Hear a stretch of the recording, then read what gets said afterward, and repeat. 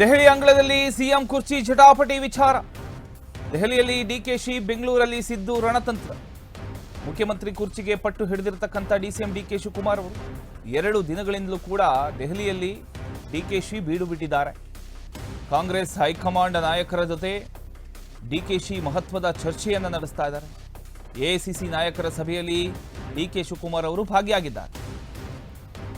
Rahul Gandhi, Mallikarjuna Kharge, KC Venugopal, Randeep Surjewala ಸೇರಿ ಹಲವು ನಾಯಕರೊಂದಿಗೆ ಭಾಗಿಯಾಗಿ ಚರ್ಚೆಯನ್ನ ನಡೆಸ್ತಾ ಇದ್ದಾರೆ.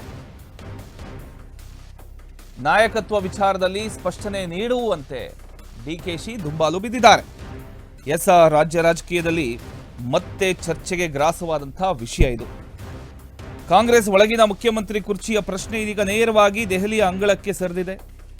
ಕರ್ನಾಟಕದಲ್ಲಿ ಅಧಿಕಾರ ಚುಕ್ಕಾಣಿ ಹಿಡಿತಕ್ಕಂಥ ಸಂದರ್ಭದಲ್ಲಿ ಏನೋ ವಾಗ್ದಾನ ನೀಡಿದ್ರು, ಅದರಂತೆ ಮುಖ್ಯಮಂತ್ರಿ ಸ್ಥಾನವನ್ನು ಹಸ್ತಾಂತರಿಸುವಂತೆ ಕಾಂಗ್ರೆಸ್ ವರಿಷ್ಠರನ್ನ ಮನವೊಲಿಸುವ ಉದ್ದೇಶದಿಂದ ಉಪಮುಖ್ಯಮಂತ್ರಿ ಡಿಕೆ ಶಿವಕುಮಾರ್ ದೆಹಲಿಯಲ್ಲಿ ಬಿಡಾರ ಹೂಡಿದ್ದಾರೆ. ಅಸ್ಸಾಂ ವಿಧಾನಸಭಾ ಚುನಾವಣೆಯ ಪಕ್ಷದ ಉಸ್ತುವಾರಿಯಾಗಿ ನೇಮಕಗೊಂಡಿರತಕ್ಕಂಥ ಡಿಕೆಶಿ ಇಂದು ಎಐಸಿಸಿ ಸಭೆಯಲ್ಲಿ ಭಾಗವಹಿಸೋದಕ್ಕೆ ದೆಹಲಿಗೆ ಹೋಗಿದ್ದಾರೆ. ಆದರೆ ಈ ದೆಹಲಿ ಭೇಟಿ ಕೇವಲ ಸಭೆಗೆ ಸೀಮಿತವಲ್ಲ ಅನ್ನುವೊಂದು ರಾಜಕೀಯ ವಲಯದಲ್ಲಿ ಚರ್ಚೆ ಆಗ್ತಾ ಇದೆ. ಸಭೆಯ ಬಳಿಕ ಪಕ್ಷದ ಅಧಿನಾಯಕ ರಾಹುಲ್ ಗಾಂಧಿ, ಎಐಸಿಸಿ ಅಧ್ಯಕ್ಷ ಮಲ್ಲಿಕಾರ್ಜುನ ಖರ್ಗೆ ಮತ್ತು ಹಲವು ಹಿರಿಯ ಕಾಂಗ್ರೆಸ್ ನಾಯಕರನ್ನ ಪ್ರತ್ಯೇಕವಾಗಿ ಭೇಟಿ ಮಾಡತಕ್ಕಂಥ ಸಾಧ್ಯತೆ ಇದೆ. ಅದರಲ್ಲೂ ಕೆಲ ನಾಯಕರನ್ನ ಅವರು ಗೌಪ್ಯವಾಗಿ ಭೇಟಿ ಮಾಡಿ ತಮ್ಮ ಹಕ್ಕೊತ್ತಾಯವನ್ನು ಮುಂದಿಡತಕ್ಕಂಥ ಒಂದು ತಯಾರಿಯಲ್ಲಿದ್ದಾರೆ. ಇದಕ್ಕೆ ಒಂದು ಹಿನ್ನೆಲೆಯನ್ನು ನಾವು ಗಮನಿಸೋದಾದರೆ, ಇತ್ತೀಚೆಗೆ ತಮಿಳುನಾಡಿನಲ್ಲಿ ನಡೆದಂಥ ಒಂದು ಖಾಸಗಿ ಕಾರ್ಯಕ್ರಮಕ್ಕೆ ರಾಹುಲ್ ಗಾಂಧಿ ಅವರು ಮೈಸೂರಿನ ಮೂಲಕ ಆಗಮಿಸಿದರು. ಆ ಸಂದರ್ಭದಲ್ಲಿ ಡಿಕೆ ಶಿವಕುಮಾರ್ ರಾಹುಲ್ ಅವರನ್ನು ಪ್ರತ್ಯೇಕವಾಗಿ ಭೇಟಿ ಮಾಡಿ ಅಧಿಕಾರ ಹಸ್ತಾಂತರ ವಿಚಾರ ಪ್ರಸ್ತಾಪನೆ ಮಾಡಿದರು. ಆ ವೇಳೆ ನಿಮ್ಮನ್ನು ಹಾಗೂ ಮುಖ್ಯಮಂತ್ರಿಯವರನ್ನು ದೆಹಲಿಗೆ ಕರೆಸ್ಕೊಳ್ತೇನೆ ಅಂತ ರಾಹುಲ್ ಗಾಂಧಿ ಹೇಳಿದ್ರು ಅನ್ನುವಂಥ ಒಂದು ಮಾಹಿತಿ ರಾಜಕೀಯ ವಲಯದಲ್ಲಿ ಒಂದು ಚರ್ಚೆಯನ್ನು ಹುಟ್ಟುಹಾಕಿದೆ.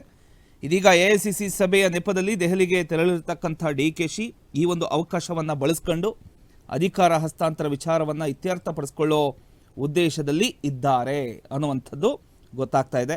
ಈ ಮಧ್ಯೆ ದೆಹಲಿಯಲ್ಲಿ ಸುದ್ದಿಗಾರರೊಂದಿಗೆ ಮಾತನಾಡಿದ ಉಪಮುಖ್ಯಮಂತ್ರಿ ಡಿಕೆ ಶಿವಕುಮಾರ್ ಅವರು, ರಾಹುಲ್ ಗಾಂಧಿ ಅವರನ್ನು ಭೇಟಿ ಮಾಡೋದು ಏನೋ ಹೊಸದೇನಲ್ಲ, ದೆಹಲಿಯಲ್ಲಿ ಎಲ್ಲ ನಾಯಕರು ಇರ್ತಾರೆ, ನಾನು ಅವರನ್ನು ಭೇಟಿ ಮಾಡ್ತೇನೆ ಅಂತ ಹೇಳಿ ಈ ಭೇಟಿಗೆ ಹೆಚ್ಚಿನ ಅರ್ಥ ಕಲ್ಪಿಸ್ಕೋಬೇಡಿ ಅಂತ ಸ್ಪಷ್ಟ ಮಾಹಿತಿಯನ್ನು ನೀಡಿದ್ದಾರೆ.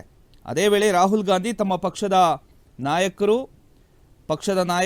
ಅಂತ ನಾವು ಅಧ್ಯಕ್ಷರನ್ನ ಮೀಟ್ ಮಾಡೋದ್ರಲ್ಲಿ ತಪ್ಪೇನಿದೆ, ಆವಾಗ ಮೀಟ್ ಮಾಡ್ತಾ ಇರ್ತೀವಿ, ಚರ್ಚೆ ನಡೆಸೋದು ಸಹಜ, ಏನು ಮಾತುಕತೆ ನಡೆಯುತ್ತೆ ಅನ್ನೋದನ್ನು ಸಾರ್ವಜನಿಕವಾಗಿ ನಾ ಹೇಳೋದಕ್ಕಾಗಲ್ಲ.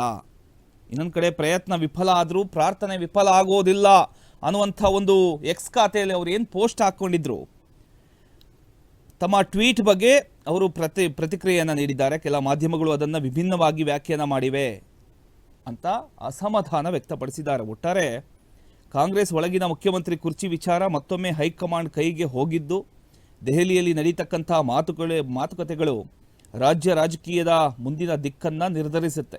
ಅಧಿಕಾರ ಹಸ್ತಾಂತರಕ್ಕೆ ಹಾಗಾದರೆ ಚಾಲನೆ ಸಿಗ್ಬೋದಾ ಈ ಒಂದು ಸಭೆಯಲ್ಲಿ, ಅಥವಾ ಮತ್ತೊಮ್ಮೆ ಸಮಯ ಏನಾದರೂ ಕೇಳ್ತಾರಾ ಅನ್ನುವಂಥ ಒಂದು ಪ್ರಶ್ನೆಗಳು ಈಗ ತೀವ್ರ ಆಗಿದೆ. ಈ ಎಲ್ಲ ಬೆಳವಣಿಗೆಗಳ ಮೇಲೆ ಈಗ ಜನರ ಕಣ್ಣು ಬಿದ್ದಿದೆ, ಒಂದು ಕುತೂಹಲ ಮೂಡಿಸಿದೆ. ಏನಾಗಬಹುದು? ದೆಹಲಿಯಲ್ಲಿ ಈಗ 2 ದಿನಗಳ ಕಾಲ ಡಿಕೆ ಶಿವಕುಮಾರ್ ಅವರು ಬಿಡಾರ ಹೂಡಿದ್ದಾರೆ. ಅಸ್ಸಾಂ ಚುನಾವಣೆಯ ಒಂದು ಉಸ್ತುವಾರಿ ಹೊತ್ತಿರ್ತಕ್ಕಂಥ ಡಿಕೆ ಶಿವಕುಮಾರ್ ಅವರು ಅಸ್ಸಾಂ ಚುನಾವಣೆಯ ಬಗ್ಗೆ ಒಂದು ಡಿಸ್ಕಷನ್ಗೆ ಅಂತ ಹೋಗಿದ್ದಾರೆ. ಆದರೆ ಇಲ್ಲಿರ್ತಕ್ಕಂಥದ್ದೇನು, ಕರ್ನಾಟಕ ರಾಜ್ಯದ ಜನರಿಗೆ ಬೇಕಾಗಿರ್ತಕ್ಕಂಥದ್ದೇನು? ಡಿಕೆ ಶಿವಕುಮಾರ್ ಅವರು ಇವತ್ತು ಅಲ್ಲಿ ಹೋಗಿ ಈ ಒಂದು ವಿಚಾರವನ್ನು ಪ್ರಸ್ತಾಪ ಮಾಡ್ತಾರಾ, ದೆಹಲಿಯಿಂದನೇ ಒಂದು ಗುಡ್ ನ್ಯೂಸ್ ಅನ್ನ ಕೊಡ್ತಾರಾ ಅನ್ನುವಂಥದ್ದು.